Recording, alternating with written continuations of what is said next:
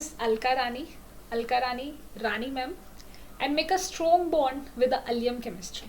Okay so आज हम बच्चे डिस्कस करने वाले हैं जर्नल इनऑर्गेनिक केमिस्ट्री का part number 5। General inorganic chemistry part 1 to part 4 आपको चैनल पर मिल जाएगा।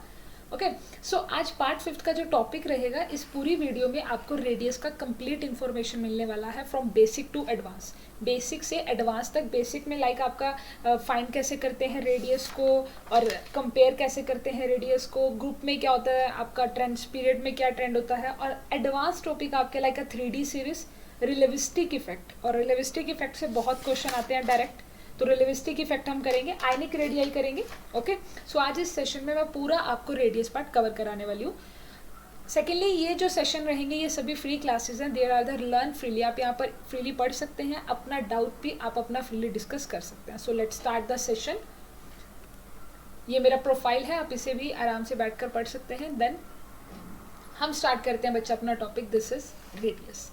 ये क्या है? अलियम केमिस्ट्री बॉन्ड विद केमिस्ट्री। अगर आप अलियम केमिस्ट्री के साथ पढ़ेंगे तो आपका केमिस्ट्री के साथ एक बहुत ही स्ट्रॉन्ग बॉन्ड बन जाएगा। ठीक है, मतलब आपके कंसेप्ट बहुत अच्छे से आपको क्लियर हो जाएंगे। सबसे पहले हम रेडियस की अगर बात करते हैं तो बच्चा रेडियस क्या होता है? अगर मैं रेडियस की डेफिनेशन आपको बताऊं तो आप कहेंगे मैम रेडियस होता है the distance between the nucleus. साथ साथ अपने नोट्स बनाते रहिएगा।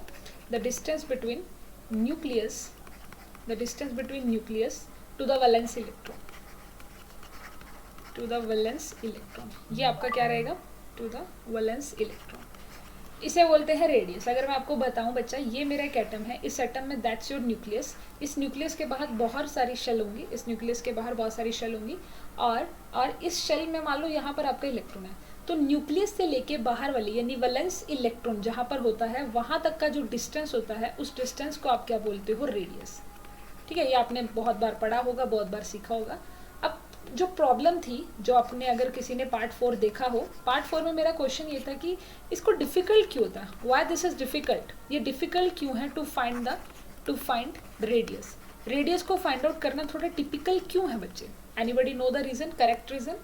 इफ यू नो, चलिए मैं आपको इसका बताती हूँ। पार्ट 4 में आपका ये क्वेश्चन पूछा गया था, मैं आपको इसका आंसर बताती हूँ क्या इसका आंसर रहेगा। सो बच्चा, सबसे पहली बात तो क्या है कि आप किसी भी एटम का रेडियस क्यों फाइंड आउट करने में टिपिकल होता है, प्रॉब्लम आती है। सबसे पहले तो एटम जो है उसका जो साइज होता है that is very small size. Atom है स्मॉल साइज, एटम का जो साइज है बच्चे वो क्या है? आपका स्मॉल साइज है। फर्स्ट ऑफ ऑल एटम है स्मॉल साइज। ओके, सेकेंड जो मेन आपका सेकेंड कारण आएगा वो क्या है? देखिए, इलेक्ट्रॉन, जो आपका इलेक्ट्रॉन होता है, ठीक है, इलेक्ट्रॉन होता है। डी ब्रोगली ने क्या बोला था बच्चे? डी ब्रोगली ने क्या बोला था? अगर हम डी ब्रोगली की बात करें तो डी ब्रोगली ने बोला था कि जो आपका इलेक्ट्रॉन होता है वो ड्यूअल नेचर शो करता है। वो आपका क्या करता है? ड्यूअल नेचर को ड्यूअल नेचर शो करेगा। अब ड्यूअल नेचर में आपका दो टाइप के नेचर शो करता है। वो first is your wave nature and second is your particle nature. Okay, first is wave and second is your particle nature. यही कहा था आपके डी ब्रोगली की। अगर हम हाइपोथेसिस में पढ़ते हैं तो हमारे पास क्या आता है बच्चे कि अगर इलेक्ट्रॉन वेव नेचर शो करता है ना, अगर आपका इलेक्ट्रॉन वेव नेचर शो करता है, सो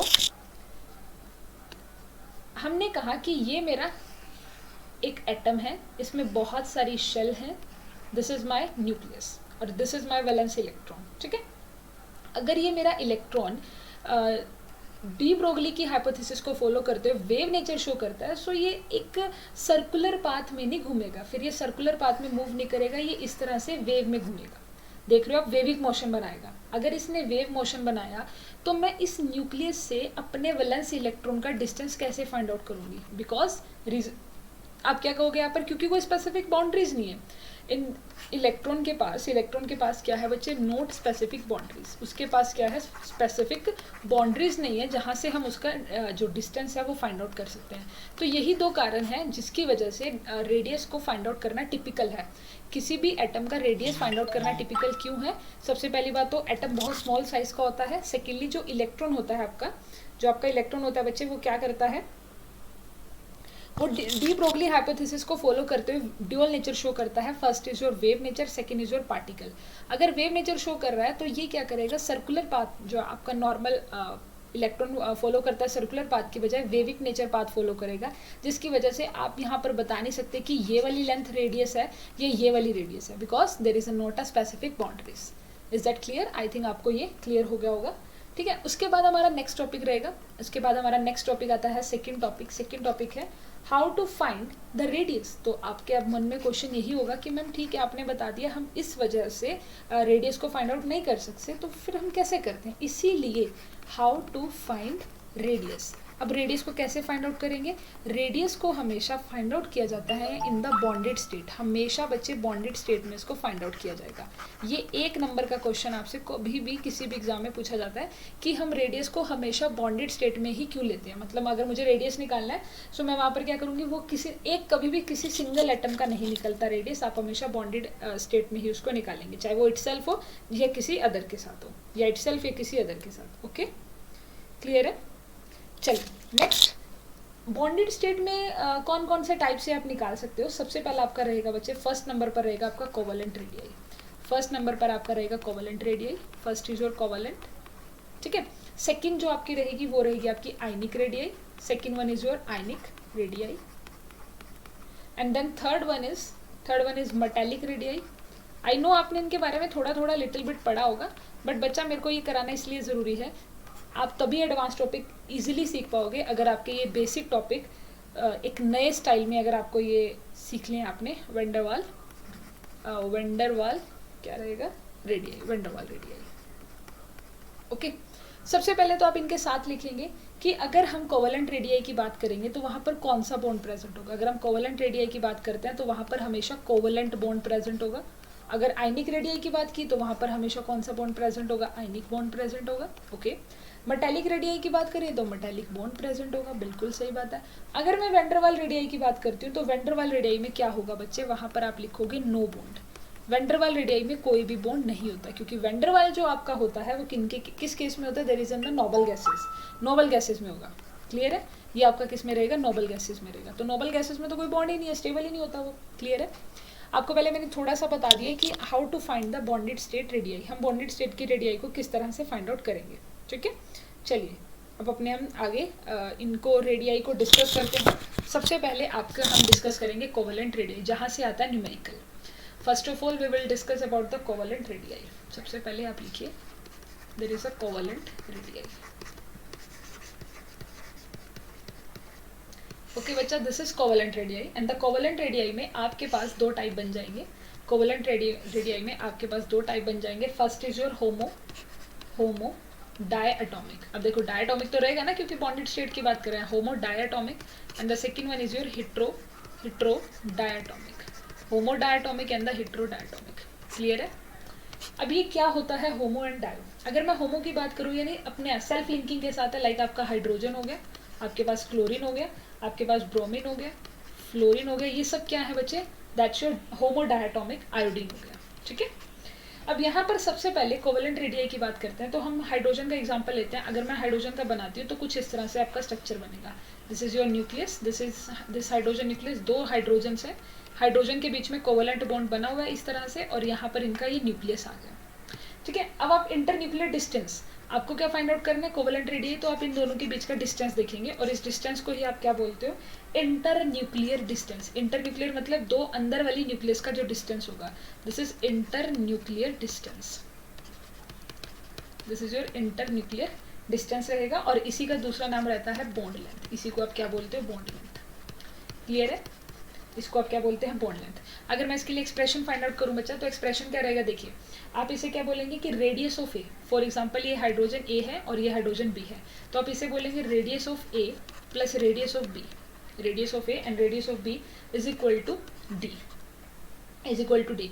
बट अगर रेडियस ऑफ ए और रेडियस ऑफ बी दोनों इक्वल होते हैं, इफ सेम, अगर ये दोनों क्या हो, सेम हो, यानी radius of A is equal to radius of B, then you will be say that, तो आपका ये वाला जो एक्सप्रेशन है ये क्या बन जाएगा बच्चे, ये एक्सप्रेशन बन जाएगा 2RA is equal to D. जो बॉन्ड लेंथ होती है वो ट्वाइस हो जाएगी रेडियस का। क्लियर है, ये एक्सप्रेशन है, ये फॉर्मूला है जो आप 1-2 न्यूमेरिकल में आपको मैं प्रैक्टिस कराऊंगा ना जब न्यूमेरिकल की, वैसे मैंने अपने चैनल पर आपको अब हर मंडे को क्वेश्चन पेपर मिला करेगा। एमएससी एंट्रेंस जो भी रहता है, एमएससी एंट्रेंस हो गया, आईआईटी जैम का हो गया या कोई बीएससी का, आपको हर मंडे यहाँ पर क्वेश्चन पेपर मिलेगा। ट्यूसडे को आपको असाइनमेंट मिला करेगी इसी चैनल पर, और वेडनेसडे थर्सडे फ्राइडे आपकी क्लास होया करेगी। टाइम सबका 8 बजे है, 8 PM पर रात को आपको ये सब कुछ मिलेगा। एंड सैटरडे को आपको मेरे हैंड रिटन नोट्स मिला करेंगे, और संडे को कुछ इन्फॉर्मेशन, कुछ रिगार्डिंग केमिस्ट्री की इन्फॉर्मेशन मिलेगी। ओके, सो मैंने पूरा वीक का शेड्यूल आपके लिए बना दिया। If you want any changes आप मुझे कमेंट करके लिख सकते हो कि मैम क्या है, मतलब हमें और कुछ चेंजेस चाहिए तो आप मुझे कमेंट करके बता सकते हो। वैसे अब मैंने आपको क्वेश्चन पेपर, असाइनमेंट, आपका थ्योरी सेक्शन और आपका नोट्स और आपकी इन्फॉर्मेशन सब एक वीक में कंप्लीट करा दिया। सो बच्चा आप 8 PM का इंतज़ार किया करो, रात को 8 PM पर अपने आप आपको वीडियो मेरी मिल जाएगी। ठीक है, अब बात आती है हिट्रोडायटोमिक की। हिट्रोडायटोमिक का केस क्या हो सकता है? हिट्रोडायटोमिक में 2 केसेस बनते हैं। हिट्रो का मतलब 2 डिफरेंट हो जाएगा ना। हिट्रो का देखो बच्चा, होमो का मतलब रहता है सेम, होमो का मतलब आप याद रखना सेम, और हिट्रो का मतलब आप क्या याद रखेंगे? डिफरेंट।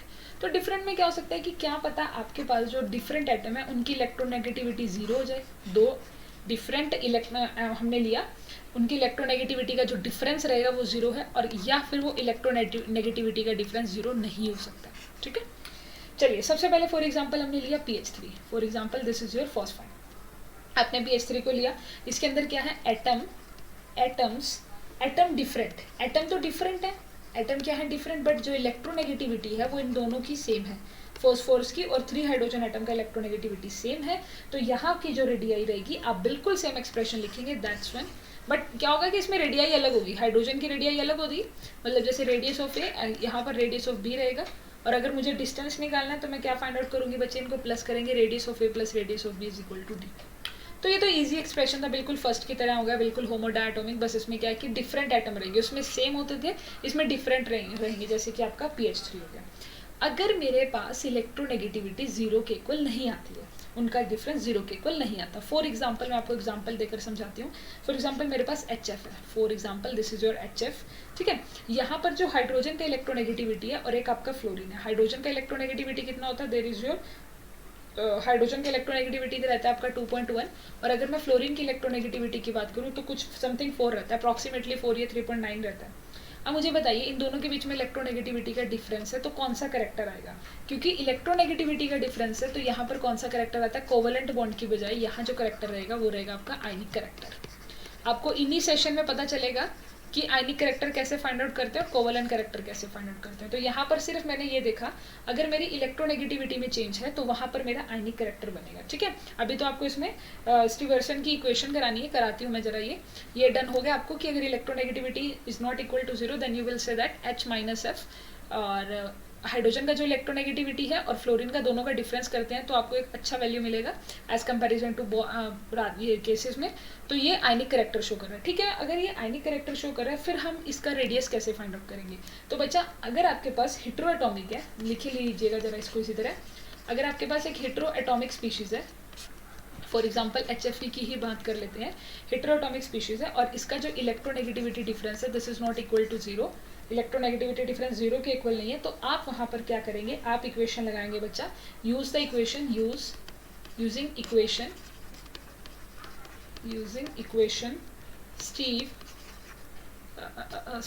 स्टीवर्सन, गलत हो गया ना, स्टीवर्सन शॉकमेक इक्वेशन, लिख लीजिएगा इसको, शॉकमेक्स इक्वेशन। ओके, अब इक्वेशन क्या होती है उसका याद रखिएगा। पहली बात तो ये इक्वेशन एंगस्ट्रम पर होगा, मतलब दोनों आपका जो वैल्यू दे रखा होगा वो आपका यूनिट हमेशा एंगस्ट्रम होना चाहिए।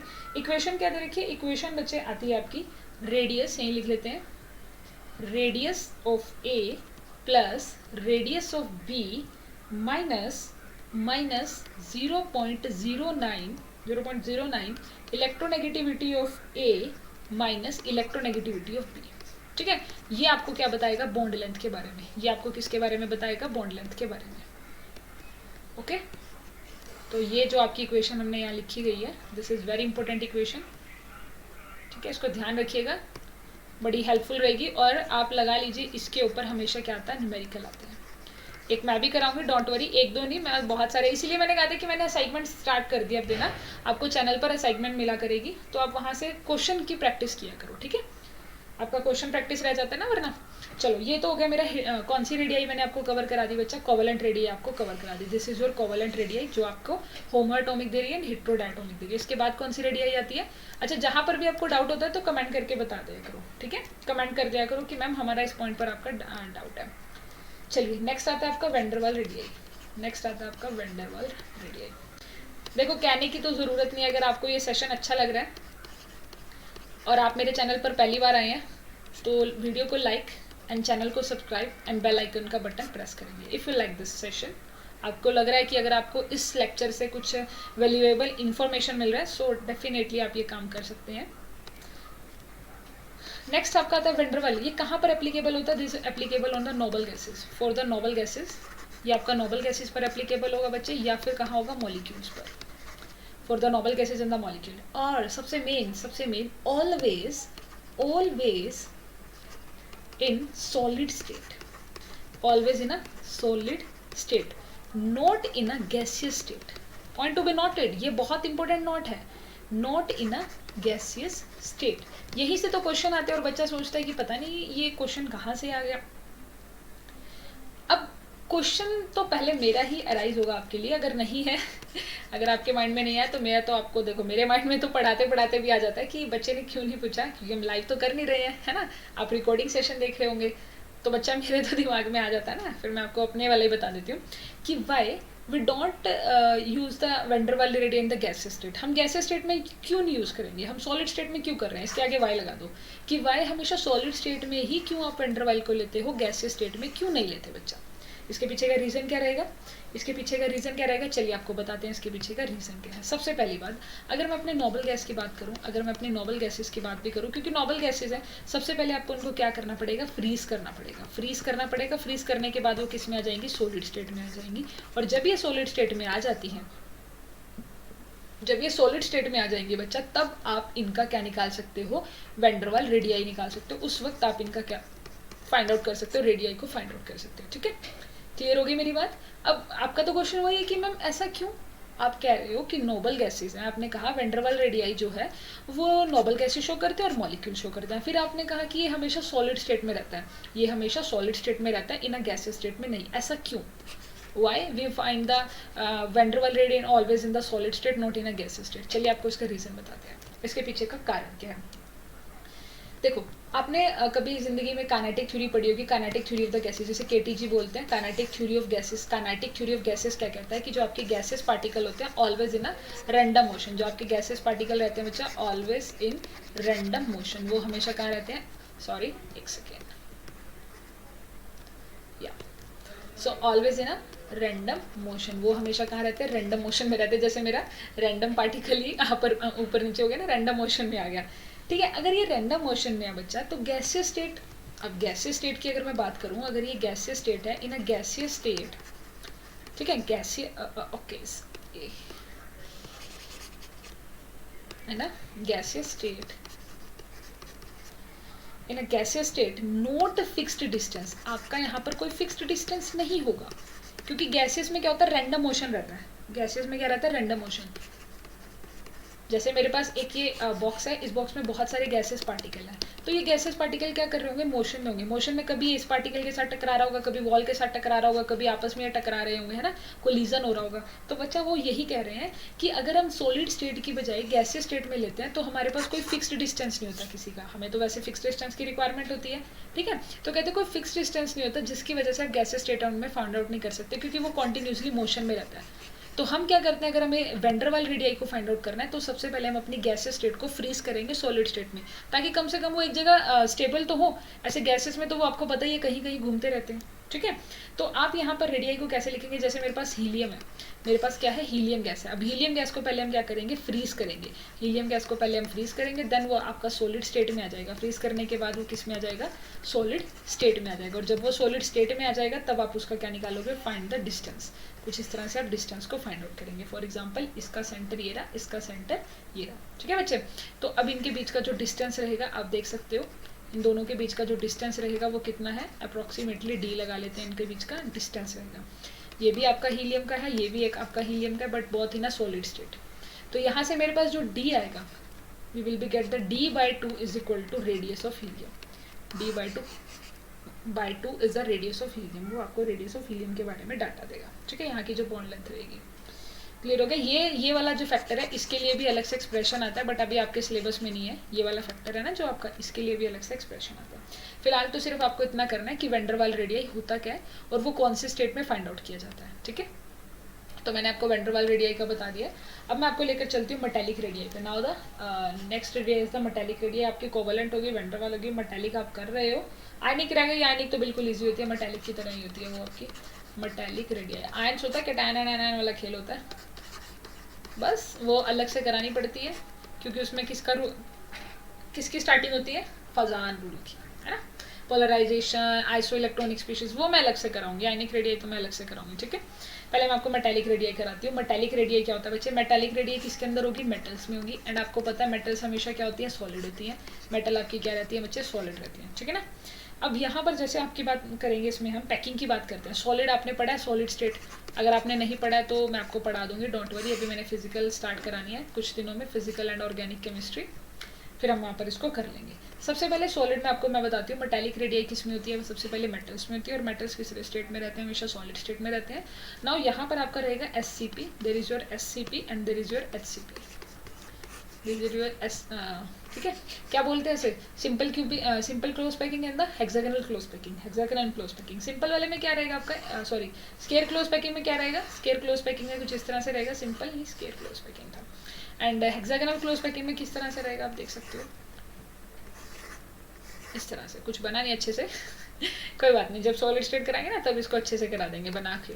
अभी तो आपको सिर्फ डिस्टेंस सीखना ना, तो बच्चा इसके बीच में डिस्टेंस क्या रहेगा? इसका सेंटर और इसके सेंटर का डिस्टेंस, ठीक है ना। ये आपका क्या बन जाएगा? मेटेलिक रेडियाई के बारे में बताएगा आपको। ये किसके बारे में बताएगा? मेटेलिक रेडियाई के। इसी तरह यहाँ पर भी ये वाला और इसका सेंटर, ठीक है, ये वाला और इसका सेंटर भी आपको क्या बताएगा? मेटेलिक रेडियाई के बारे में बताएगा। लाइक आपके पास रहेगा radius of A plus radius of B. ये आपका ए है और ये आपका बी है, दोनों का रेडियस प्लस करेंगे तो किसके इक्वल आएगा? डी के इक्वल। ये रेडियस ऑफ ए है, ये रेडियस ऑफ बी है। पर कमाल की बात ये है क्योंकि ये मेटल्स हैं, क्योंकि ये आपके मेटल्स हैं, और क्या है मेटल्स के अंदर क्या होते हैं? Same number of atom, same atom होते हैं। मेटल के अंदर हमेशा सेम एटम प्रेजेंट होते हैं। अगर मेटल में सेम एटम प्रेजेंट होंगे तो बच्चा उनका जो रेडियस रहेगा ना, रेडियस ऑफ ए बराबर होगा रेडियस ऑफ बी के। Radius of A is equal to radius of B, that's why आपका क्या रहेगा? R plus R is equal to D and 2r is equal to d, therefore you will be get r is equal to d by 2, ठीक है। तो यहाँ पर आपका expression आ गया मेटेलिक रेडियाई के। आगे एक बार आप देख सकते हो सभी रेडियाई को, फिर आगे हम अपने नेक्स्ट टॉपिक पर कंपैरिजन पर चलेंगे, ठीक है। ये मेरा कोवेलेंट रेडियाई था। कोवेलेंट रेडियाई के दो पार्ट हैं। उसके बाद वेंडरवाल रेडियाई है। वेंडरवाल रेडियाई के आपको फॉर्मूला करना है, और फिर आता है आपका मेटेलिक रेडियाई, आपको उसके बारे में भी डिस्कस करना है।